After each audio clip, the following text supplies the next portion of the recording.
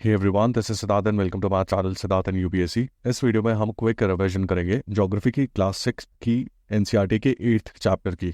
एक बात मैं आपको बता दूं कि this video deals with quick revision and not detailed explanation. इस चैप्टर के डिटेल्ड एक्सप्लेनेशन की वीडियो भी अवेलेबल है on my channel. I would recommend you to go through the detailed explanation video of this chapter अगर आपने पहले ये chapter कभी नहीं पढ़ा है। अगर आप ये चैप्टर पहले पढ़ चुके हो और जल्दी से रिवाइज करना चाहते हो, then this video is for you. So, Class 6 Geography NCERT Chapter 8 titled India Climate, Vegetation and Wildlife Revision शुरू करते हैं। इस चैप्टर में इंडिया के 3 एस्पेक्ट्स कवर किए गए हैं: इंडिया का क्लाइमेट, इंडिया की वेजिटेशन और इंडिया की वाइल्ड लाइफ। इनमें से सबसे पहले आता है इंडिया का क्लाइमेट। इसमें बेसिकली 3 कंसेप्ट हैं: वेदर, सीजन और क्लाइमेट। वेदर होता है day to day changes in state of the atmosphere at a place. State of atmosphere क्या होता है? हमारे एटमॉस्फेयर में काफ़ी सारी एक्टिविटीज़ चल रही हैं, जैसे कि विंड्स चलना, क्लाउड फॉर्मेशन, बारिश होना एक्सेट्रा। इन एक्टिविटीज़ को बोलते हैं एटमॉस्फेरिक एक्टिविटीज़, और ये एटमॉस्फेरिक एक्टिविटीज़ मिलकर बनाती हैं state of the atmosphere. This state of atmosphere at any particular place is called as weather of that place. Weather को लेकर 2 चीज़ें मैं आपको बता देता हूँ। Weather of any 2 places can be different even when these 2 places are located not far from each other। दो कोई भी नियर बाय सिटीज़ में डिफरेंट वेदर हो सकता है, जैसे कि दिल्ली में थोड़ा हॉट वेदर है और चंडीगढ़ में बारिश हो रही है। सेकेंडली, वेदर या फिर स्टेट ऑफ एटमॉस्फेयर चेंज होता रहता है। ये डेली बेसिस पर चेंज हो सकता है, यानी कि एक दिन गर्मी और दूसरे दिन बारिश, या फिर एक दिन में ही चेंज हो सकता है, जैसे कि सुबह सनशाइन है और शाम को बारिश हो गई। So weather is day to day changes in atmosphere, and this includes changes in atmospheric activities like temperature, rainfall, sunshine, etc. ये तो हो गया वेदर। अब किसी भी प्लेस पर वेदर काफ़ी समय तक ऑलमोस्ट एक जैसा रहता है, जैसे कि दिल्ली और आसपास के एरियाज में अप्रैल से जून तक गर्मी रहती है। हाँ, कुछ दिन ऐसे बीच में हो सकते हैं जहाँ रेनी वेदर मिले, कुछ दिन शायद बारिश हो जाए इस एरिया में, लेकिन on most of the days warm weather ही हमें मिलेगा। So in this time period हमें एवरेज वेदर, एक हॉट वेदर देखने को मिल सकता है in Delhi and nearby areas.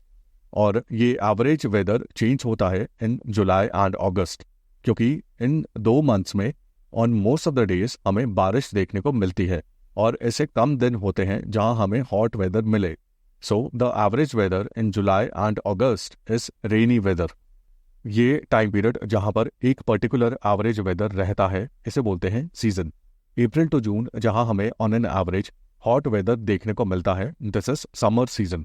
जुलाई और अगस्त जहां हमें on an average rainy weather मिलता है, दैट इज रेनी सीजन।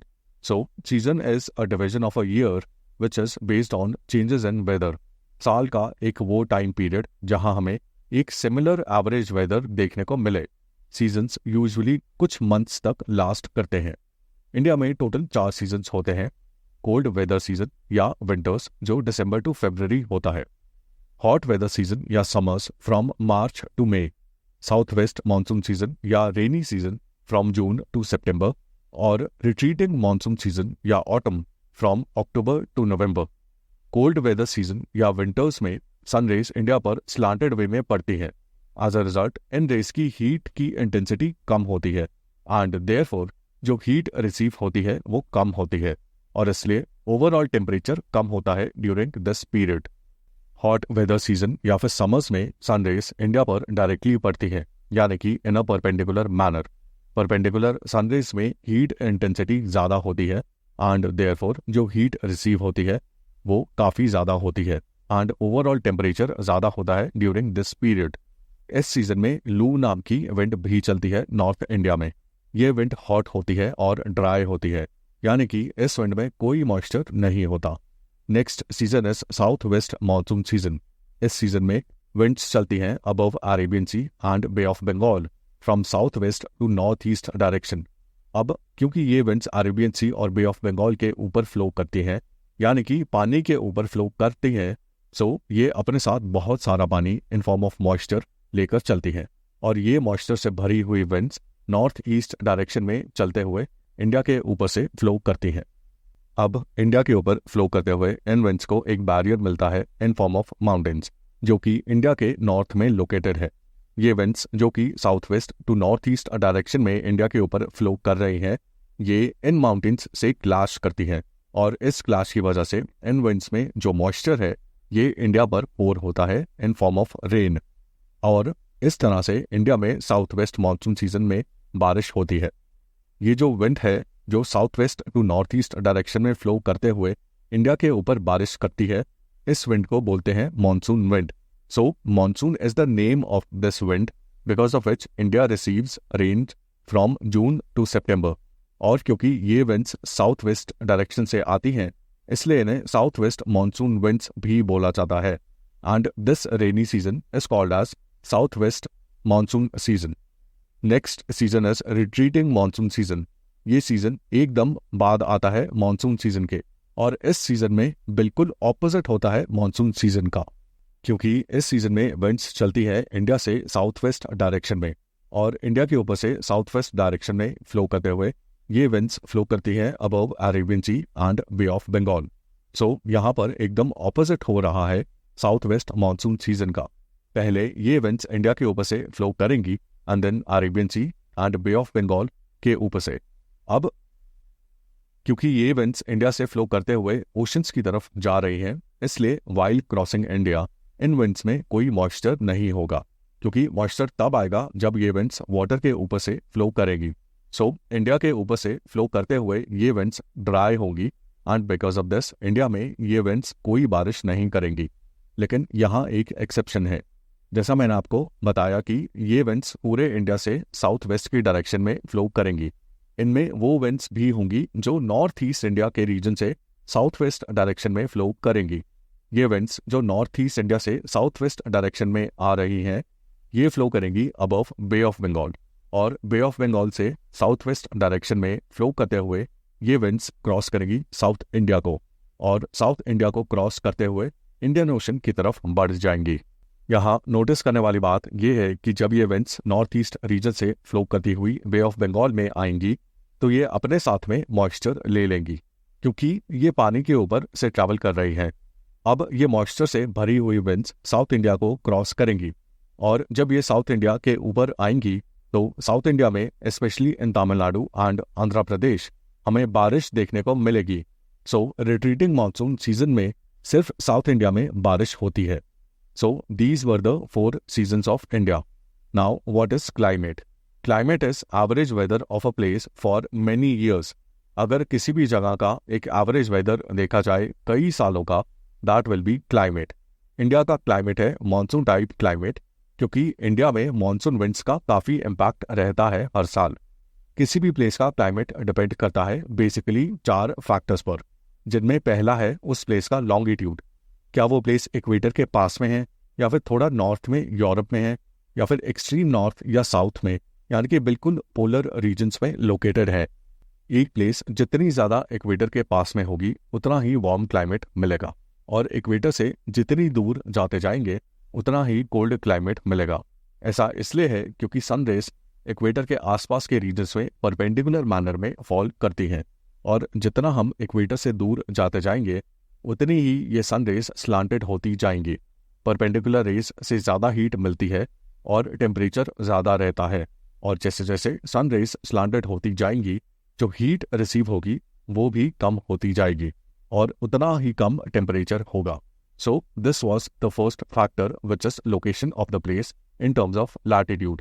जितना ज़्यादा इक्वेटर के पास होंगे उतना ज़्यादा वार्म क्लाइमेट हमें मिलेगा। Second factor is altitude of the place. एक प्लेस सी लेवल से कितनी हाइट पर लोकेटेड है, दिस ऑल्सो मैटर्स, क्योंकि जैसे जैसे हम हाइट में ऊपर जाते जाएंगे टेम्परेचर रिड्यूस होता जाएगा। एक प्लेस जो कि प्लेन्स में लोकेटेड है उसका क्लाइमेट रिलेटिवली वार्म होगा when compare to a place जो कि माउंटेन्स में लोकेटेड है, क्योंकि ये जो माउंटेन्स पर लोकेटेड प्लेस है इसका ऑल्टीट्यूड ज़्यादा होगा एंड देयरफॉर क्लाइमेट कोल्डर होगा। Third factor is distance from sea. Sea एक मॉडरेट इफेक्ट क्रिएट करता है क्लाइमेट पर, और इसलिए एक लोकेशन जितनी ज़्यादा सी के पास लोकेटेड होगी उतना ही उसका क्लाइमेट प्लेजेंट होगा। और जो फोर्थ फैक्टर है that is relief. Relief means एक प्लेस का shape, size, slope, elevation etcetera, यानी कि जहाँ पर एक प्लेस लोकेटेड है उसका लैंडफॉर्म क्या है, प्लेन है या फिर अपलिफ्टेड है तो कितना अपलिफ्टेड है, उसकी स्लोप कितनी है, ये सब मिलाकर बनाते हैं relief of a place. So relief पर भी एक जगह का क्लाइमेट डिपेंड करता है। और ये थे टोटल 4 फैक्टर्स जो डिटरमाइन करते हैं किसी भी जगह का क्लाइमेट। इंडिया को ऑल्दो मानसून टाइप के क्लाइमेट में कैटेगराइज किया गया है, लेकिन इसका मतलब ये नहीं है कि पूरे इंडिया में एकदम आइडेंटिकल क्लाइमेट होगा। इंडिया में अलग अलग प्लेसेस पर क्लाइमेट वेरी करता है due to variation in these 4 factors which determine the climate. जैसे कि मुंबई और शिमला दोनों इंडिया का पार्ट है एंड देयरफॉर मानसून टाइप के क्लाइमेट में ये दोनों सिटीज काउंट होती हैं, लेकिन इन दोनों सिटीज में काफ़ी डिफरेंट क्लाइमेट मिलता है क्योंकि ये दोनों अलग अलग लैटिट्यूड्स पर हैं। मुंबई ज़्यादा क्लोजर है इक्वेटर के, इनके ऑल्टीट्यूड्स भी वेरी करते हैं। शिमला ज़्यादा ऑल्टीट्यूड पर लोकेटेड है, मुंबई सी के बिल्कुल साइड में है, और दोनों सिटीज़ का रिलीफ भी काफ़ी डिफरेंट है। सो ऑल्दो पूरा इंडिया मानसून टाइप के क्लाइमेट में आता है, लेकिन विद इन इंडिया हमें क्लाइमेट की डाइवर्सिटी देखने को मिलती है। वन मोर थिंग, मेघालय में there is a place called Mawsynram. ये जगह वर्ल्ड की हाईएस्ट रेनफॉल रिसीव करती है, यानी कि हर साल दुनिया में सबसे ज़्यादा बारिश मौसनराम में होती है। अब वेजिटेशन क्या होता है? It means grasses, shrubs and trees. Vegetation के अंडर एक टर्म है that is natural vegetation. Natural vegetation वो ग्रासेस, श्रब्स और ट्रीज होते हैं जो ग्रो करते हैं विदाउट ह्यूमन इंटरवेंशन, यानी कि नेचुरली ग्रो करते हैं। जैसे कि अगर आप अपने किचन गार्डन में एप्पल का ट्री लगाते हो तो ये नेचुरल वेजिटेशन में काउंट नहीं होगा, क्योंकि इस ट्री को लगाने में और इसकी ग्रोथ में आपकी इंटरवेंशन होगी। लेकिन अगर ये एप्पल ट्री ग्रो कर रहा है किसी फॉरेस्ट में naturally, then it will be counted as natural vegetation. अब natural vegetation at any place depends on the climate of that place. जैसे कि शुगर केन प्लांट जो वाटर इंटेंसिव होता है, ये प्लांट नेचुरली ग्रो कर सकता है उन रीजन्स में जहाँ वाटर की अवेलेबिलिटी हो इन फॉर्म ऑफ रेन। ऐसे ही कॉफ़ी प्लांट ग्रो करता है उन एरियाज में जहाँ मॉडरेट टेम्परेचर हो। सो एक रीजन में किस तरह की नेचुरल वेजिटेशन होगी ये डिपेंड करेगा on the climate of that region. अब देखते हैं फॉरेस्ट की इंपॉर्टेंस। फॉरेस्ट हमारे लिए इंपॉर्टेंट है फॉर मेनली 4 रीजन्स। पहला रीजन ये है कि प्लांट्स, श्रब्स और ट्रीज एटमॉस्फेयर से कार्बन डाइऑक्साइड एब्जॉर्ब करते हैं और ऑक्सीजन रिलीज करते हैं, which is opposite of humans जो ऑक्सीजन इनहेल करते हैं और कार्बन डाइऑक्साइड एक्सहेल करते हैं। इसलिए फॉरेस्ट हेल्प करते हैं एटमॉस्फेयर में गैसेस के बीच एक बैलेंस बना के रखने का। सेकेंड रीजन ये है कि प्लांट्स और ट्रीज की रूट्स होती है अंडरग्राउंड। ये अंडरग्राउंड रूट्स सॉइल को बाइंड करके रखती हैं, because of which soil erosion control होता है। थर्ड रीजन ये है कि हमें फॉरेस्ट से बहुत सारे रिसोर्सेज मिलते हैं, जैसे कि timber, would, fodder, Honey etcetera. कुछ प्लांट्स और ट्रीज हेल्प करते हैं मेडिसिन बनाने में भी, और इन प्लांट्स और ट्रीज को बोलते हैं मेडिसिनल प्लांट्स। लास्ट रीजन ये है कि फॉरेस्ट एक्ट करते हैं एक natural habitat for wild life. ठीक है, इतने सारे इंपॉर्टेंट यूजेस के बाद भी फॉरेस्ट को डिस्ट्रॉय किया जा रहा है इंफ्रास्ट्रक्चर बनाने के लिए और रिसोर्सेज हासिल करने के लिए। इस process of cutting down the trees and cleaning of forest, इसको बोलते हैं डिफॉरेस्टेशन। हमें डिफॉरेस्टेशन को मिनिमाइज करना चाहिए और afforestation, which is the activity of planting more trees, इसको प्रमोट करना चाहिए। And this can be done by generating awareness in public regarding importance of forest. ये अवेयरनेस जनरेट करने के लिए एक प्रोग्राम है विच इज द वन महोत्सव, जिसमें प्रमोट किया जाता है कॉमन मैन की participation in afforestation activities. Now coming to wildlife of India. India का नेशनल लैंड एनिमल है टाइगर, और इंडिया का नेशनल एक्वेटिक एनिमल है गंगा रिवर डॉल्फिन।